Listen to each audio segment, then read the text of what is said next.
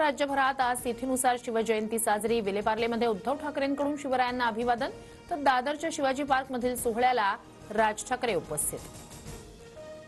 इंद्रजित सावंत धमकी प्रकरणी प्रशांत कोरटकरच्या जामीन अर्जावर आज फैसला। कोरटकरला सुनावणीसाठी व्हीसीद्वारे उपस्थित राहण्याची मुभा। सिडकोच्या माझं पसंतीचं घरमध्ये कमी क्षेत्रफळाची घरं देण्यात आल्याचा आरोप। माहिती पत्रकात दिलेल्या क्षेत्रफळाचीच घरं द्यावी, संदीप नाईक यांची सिडको प्रशासनाकडे मागणी। गुजरात 2002च्या दंगलीवेळी खोट्या कथा निर्माण करण्याचा प्रयत्न, दोषींना कायद्यानुसार शिक्षा झाली आहे।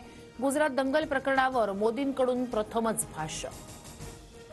गेल्या आठवड्यात 40च्या उंबरठ्यावर पोहोचलेल्या मुंबईच्या तापमानात मोठी घट। सांताक्रूजमध्ये 34.2 अंश आणि कुलाब्यात 31.6 अंश कमाल तापमान नोंद।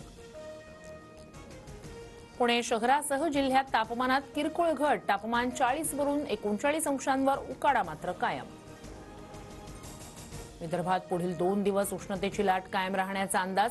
चंद्रपूर वर्धा जिल्ह्याला ऑरेंज अलर्ट, तर अकोला अमरावती नागपूरला येलो अलर्ट। बोरिवलीतील संजय गांधी राष्ट्रीय उद्यानाचं प्रवेश शुल्क 94 वरून 103 रुपये। इतर तिकिटांच्या दरातही 10% वाढ। उन्हाळी सुट्टीच्या पार्श्वभूमीवर निर्णय। अमेरिकेत आलेल्या मोदींना रस्त्यावरचे खड्डे दाखवायचे नव्हते, त्यामुळे ताफ्याचा मार्ग वळवला होता। अमेरिकेचे राष्ट्राध्यक्ष डोनाल्ड ट्रम्प यांचा खुलासा।